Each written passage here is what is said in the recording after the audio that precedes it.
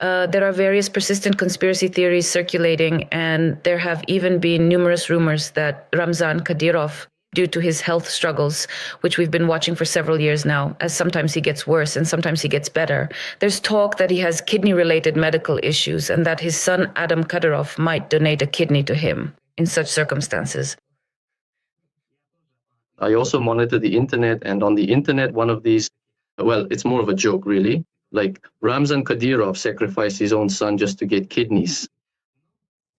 However, Ramzan Kadyrov's medical complications aren't limited solely or to just his kidneys. His issues are broader than that. But there is highly credible and detailed information suggesting and asserting that Ramzan Kadyrov was poisoned with Novichok. Okay, let's go into more detail about that.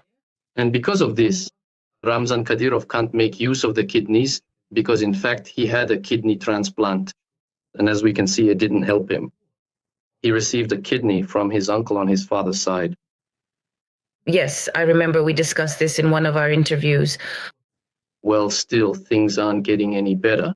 Ramzan Kadyrov sometimes swells up like a balloon, then deflates like a punctured one. This indicates that he is undergoing comprehensive chemotherapy. Well, why is that? If he only has kidney problems, ideally you just need to do the procedure and that's it. It turns out he's undergoing complex treatment, where not only his kidneys are failing, we even have credible intelligence and reports that he's already moving about and functioning with a catheter, well, specifically with a urinary catheter. And in some videos, you can really see that there's a distinct and unusual protruding object on his side. So yes, Ramzan Kadyrov's health complications are more extensive than just his kidneys. You mentioned Novichok. But why would a powerful individual who, it appeared, Vladimir Putin trusts implicitly and who controls all of Chechnya, suddenly we know who uses Novichok for poisoning? The Kremlin. Why do you think the Kremlin targeted him? Well, to put it quite simply and briefly, the Federal Center has completely exhausted this particular resource.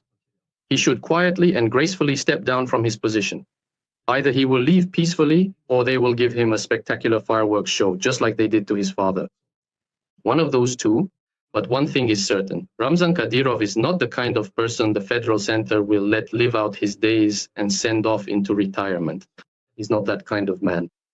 In any case, when the contract was signed between Ramzan Kadyrov and the Federal Center, it was clear, if you read between the lines, that the final outcome would be the grave. There's no other way out.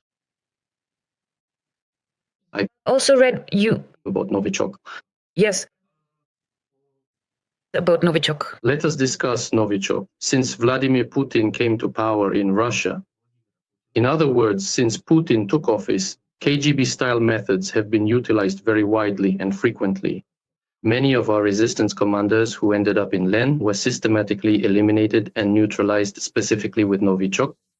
We have many commanders from the highest levels of the command echelon, the middle echelon, and the rank and file, as well as ordinary fighters, killers, who were exceptionally difficult to target and eliminate and were tragically killed and taken out, specifically with Novichok. It happened deep within the heart of the mountains, when they opened an envelope or put on their shoes or put on a military jacket or simply opened a packet of tea or candy. This was exactly what was occurring. So obtaining and using Novichok on the territory of a member republic is absolutely not a problem. By the way, there is also another version currently circulating across the internet that this accident was deliberately staged. Even those who described the accident said that it was Adam Kadyrov's motorcade. It apparently crashed into something unknown along the way.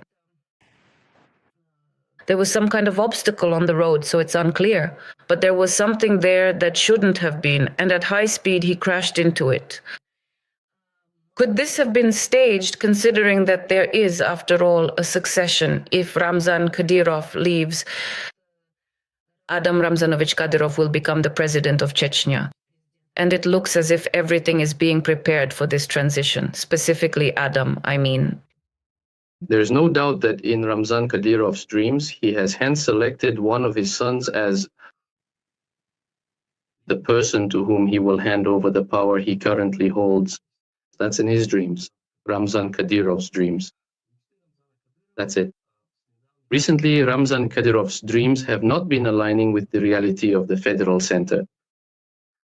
As for Abvay, let's think about it. Let's do that. Ramzan Kadyrov's son is an underage teenager who completely lacks any understanding of what traffic rules are. Moreover, he believes that if he is behind the wheel, the road ahead should be entirely clear and straight, and without any obstacles whatsoever. Yesterday, forgetting that it's already 2026, I said that last year, around the middle of the year, he ran over some teenagers, school children, in a neighboring village, killing them instantly as he was speeding in a car and didn't even stop. The security detail just found out what happened and where, and they threatened the relatives, gave them money, and that was it. All of this is in Domyar. What am I trying to say with this? That the car accident that took place earlier today is not the first such event recorded in the driving history of the Chechen leader Ramzan Kadyrov's son, but of course not on this scale. That is precisely why I am absolutely certain he had no real understanding that you need to turn or that you need to carefully observe the designated speed limit. You don't have to worry about colliding or crashing into something or someone else. Because there is security, there is your father, so to speak, and there is a pervasive sense of complete and total impunity. Lawlessness breeds permissiveness. That is exactly what happened with this young boy in the story. So yes, I actually spent time today carefully reading through one of these intriguing theories, which suggests that the dedicated security forces working at the federal level are completely and utterly fed up with the situation. They have reached their limit. It is just another shiny medal, another official appointment, and yet another long hearing for a juvenile offender who has been through the system before. And that's how they staged this car accident. I read about that too. But I don't believe it. I personally believe it was his deep-seated sense of impunity that led this specific individual to this logical conclusion.